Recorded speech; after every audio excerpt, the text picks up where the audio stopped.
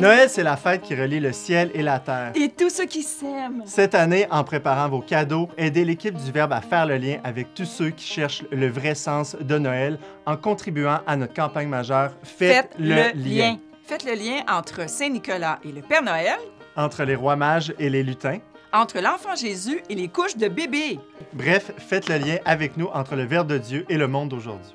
En plus, jusqu'au 31 décembre, chaque don à notre campagne sera doublé grâce à un jumelage. Merci à tous ceux et celles qui ont déjà donné et à ceux qui le feront. Joyeuse fête de la Nativité! Lors de sa première apparition à On n'est pas du monde, Antoine Pajot-Saint-Hilaire nous avait généreusement fait déguster des produits brassicoles issus de la plus pure tradition monastique. La dernière fois qu'il est venu, un peu plus tôt cette saison, à On n'est pas du monde, c'était pour nous parler de philosophie politique. Que s'est-il passé entre ces deux événements? On se pose encore la question ici au bureau. Alors, on a décidé d'exhorter Antoine à revenir à ses bonnes vieilles habitudes. Antoine n'est pas revenu les mains vides cette fois. Antoine qui brasse sa bière à ses heures. Hein? Ah oui? À mes heures, oui, oui. De moins en moins souvent, C'est-à-dire maintenant entre qu'il y a minuit et plus d'enfants, moins en moins de bière à Moins la maison. d'heures. Mais... Ça, j'allais dire minuit et Moins d'heures, c'est c'est 6 heures du matin. Non, on essaie de dormir dans ce temps-là. On essaie. Alors, tu as trouvé un excellent prétexte pour nous, je le disais en introduction, pour nous parler de bière fermière. On y reviendra là, sur les définitions.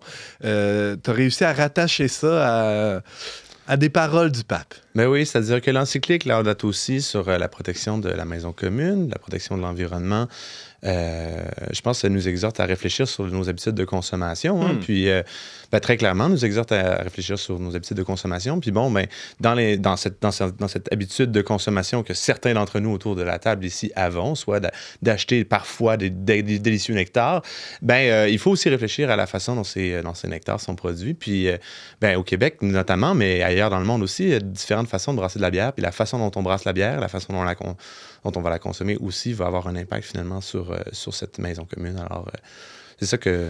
C'était intéressant, Antoine, parce que je faisais des petites recherches avant l'émission aujourd'hui, puis je découvrais que, contrairement à l'idée que j'avais, la consommation en termes de volume là, par habitant diminue depuis quelques années. Au Québec, on boit moins de bière. Parallèlement à ça, ou pas plutôt parallèlement, mais en croisée, on retrouve de nouvelles entreprises brassicoles, des petites microbrasseries là, qui émergent partout sur les tablettes, effectivement. Alors, comment expliquer ça? Ça serait peut-être parce qu'on boit moins, mais on boit mieux? On fait des choix de consommation qui sont différents. On essaie de boire plus localement, je pense. Boire des produits qui sont à nous, puis qui goûtent finalement notre terroir. Donc, une bière bien québécoise qui ne pourrait pas goûter la même chose si elle était brassée ailleurs, par exemple. C'est intéressant aussi de voir les épiceries qui se sont transformées.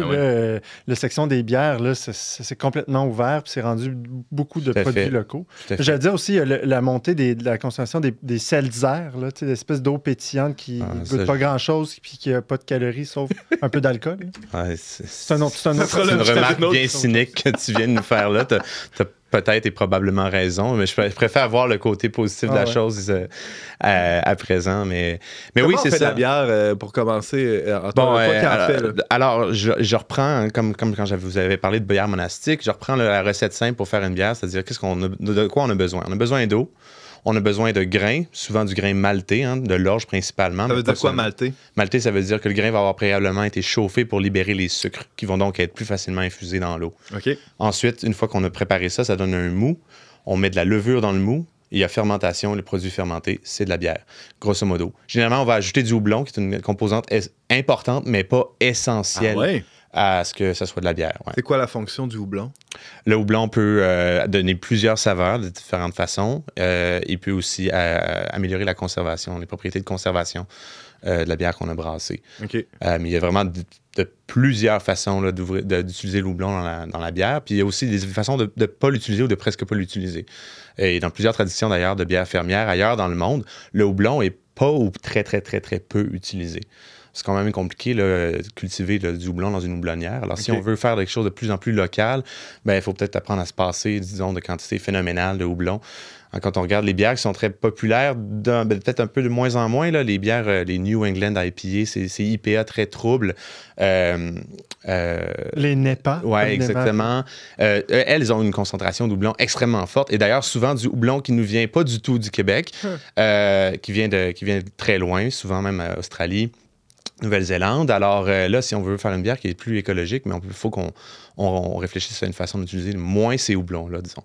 Faisons un peu de nomenclature, de distinction là, dans les termes.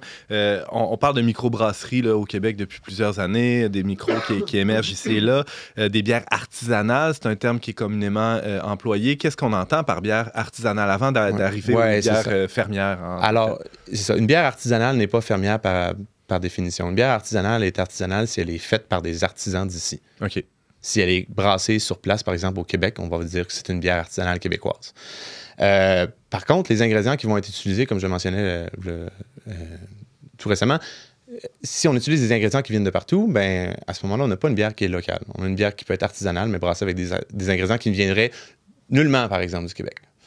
Et l'effort de la bière fermière, contrairement en distinction avec la bière simplement artisanale, c'est vraiment de travailler avec les produits locaux, avec les ingrédients locaux, et le plus possible même avec la terre locale, donc avec le terroir. On parle de bière de terroir parfois. C'est l'équivalent là, dans le monde du vin, ce qu'on appelle la biodynamie. Là. Oui, c'est ça. Un vin qui va être produit entièrement avec les ressources propres au vignoble, par exemple.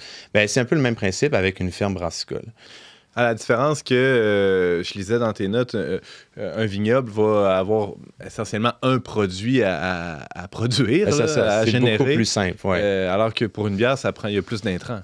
C'est ça, il y a beaucoup plus d'ingrédients, alors ça devient un peu plus difficile aussi de brasser une bière très locale, mais c'est pas impossible. Puis là, il faut faire attention, évidemment, on veut pas dire bière fermière que tout ce qui rentre dans la bière a été produit sur la ferme. Ça demande une grosse ferme, puis ça demande beaucoup non seulement de talent, mais de temps d'employés, etc. Par contre, on peut faire des choix puis dire, ben nous, on va faire pousser notre fruit pour les fruits qu'on ajoute dans une bière. Nous, on va faire pousser des grains qu'on ne maltera pas. Parce que, bon, avoir une malterie, un espace pour chauffer le grain, on va le faire libérer les sucres aussi, c'est compliqué. Il y a quelques malteries au Québec, par contre, puis là, on peut utiliser les malteries québécoises ou installer notre propre brasserie fermière proche d'une malterie québécoise, proche d'une houblonnière. Et là, à ce moment-là, on brasse un produit qui est de plus en plus local, de plus en plus éco-responsable aussi. Bon, là, c'est la moitié de la chronique. Là, je m'en vais ouvrir ça. Continuez, là. Oui, parce que tu as apporté des produits. On peut peut-être les présenter. J'ai apporté quelques produits. Oui, bon, un produit ici d'une brasserie qui s'appelle d'ailleurs La Ferme, à Shefford, si je me souviens bien. Et le Shefford, à cette brasserie-là, Par laquelle on devrait commencer? Excuse-moi, je t'interromps. Peu importe. Il n'y a pas de dégradation. Non, c'est ça. Donc ça, c'est une bière saison, donc un style belge, mais brassée avec des ingrédients locaux. On a la brasserie de la Tête d'Allumette à Saint-André-de-Kamouraska qui brasse sur feu de bois. Et là, ça, c'est une tradition brassicole fermière de brasser sur feu de bois, une technique un peu rustique, justement.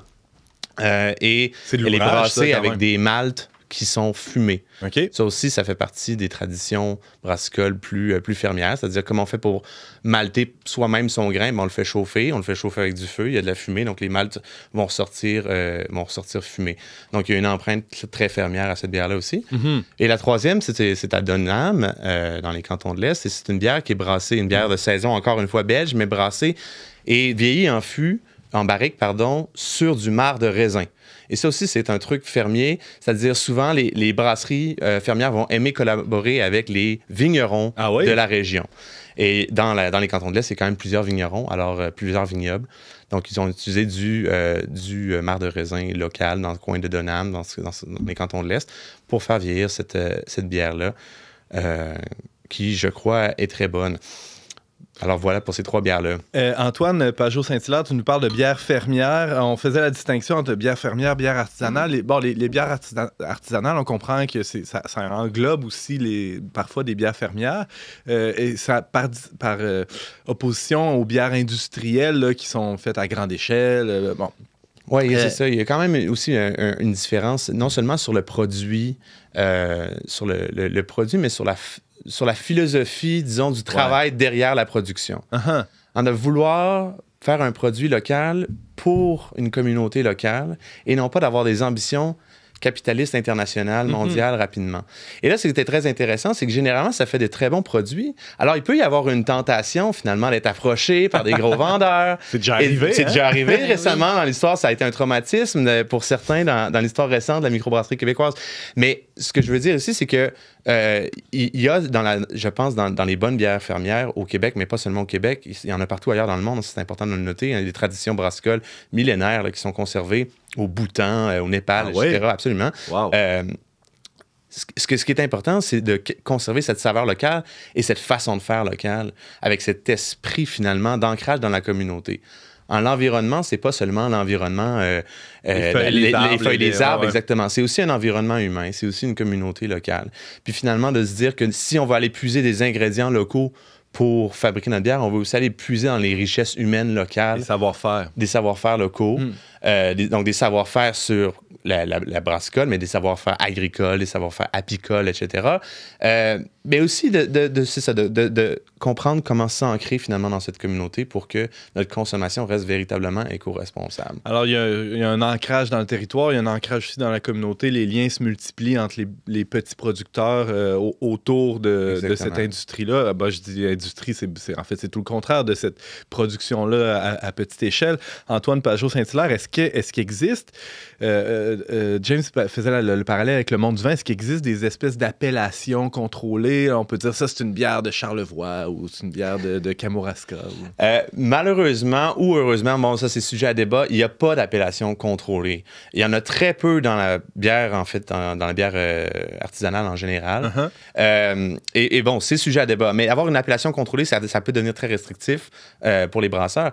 Par contre, je pense que les brasseries qui se démarquent par leur saveur locale continuent de le faire, puis de bien le faire, puis ils n'ont pas d'intérêt à changer leur façon de faire pour devenir de plus en plus international ou de moins en moins local, parce que finalement, l'attrait qu'il y a dans ce produit-là, c'est justement cette saveur de terroir, cette petite communauté humaine qui produit à grandeur et à échelle humaine aussi. Fait que non, il n'y a pas d'appellation contrôlée, puis il n'y a pas d'appellation non plus, un stamp, fermier. Ce qui définit une bière fermière, c'est, une bière qui va être brassée avec des ingrédients locaux.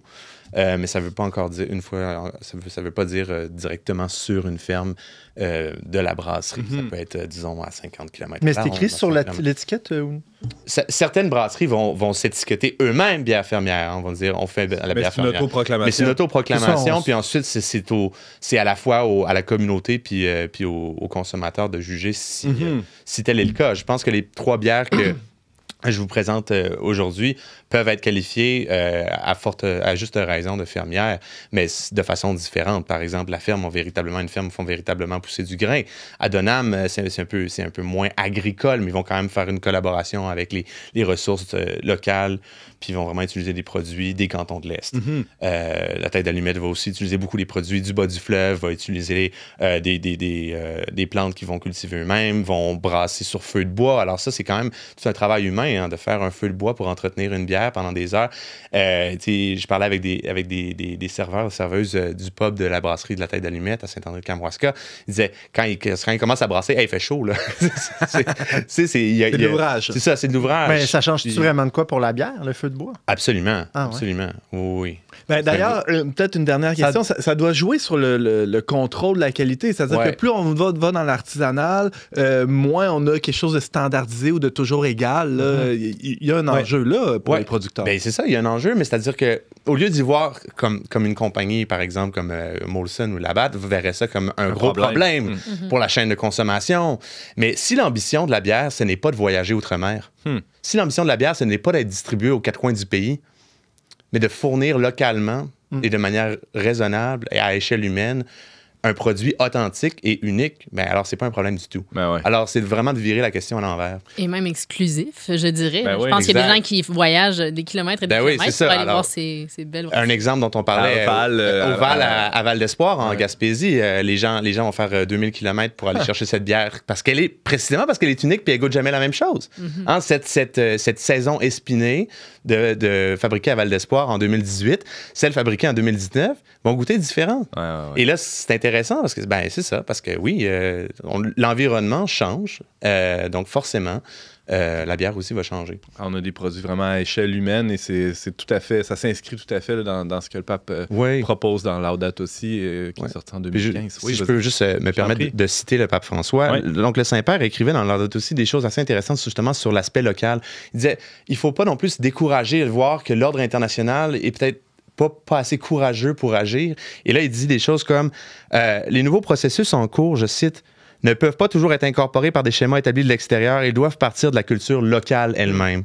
Ou encore, l'instance locale peut faire la différence lorsque l'ordre mondial existant se révèle finalement incapable de prendre les responsabilités. Ah ouais, on a un bel exemple ici. Je pense que ce genre de petit effort-là peut nous amener à changer nos façons de voir et nos façons de faire. Antoine Pajot-Saint-Hilaire sur les bières fermières, c'était très intéressant et délicieux aussi. On peut t'entendre régulièrement ici, on n'est pas du monde. En fait, on va t'entendre de plus en plus régulièrement avec ce que tu nous apportes, c'est sûr qu'on va te réinviter. Merci Antoine. Ça fait plaisir.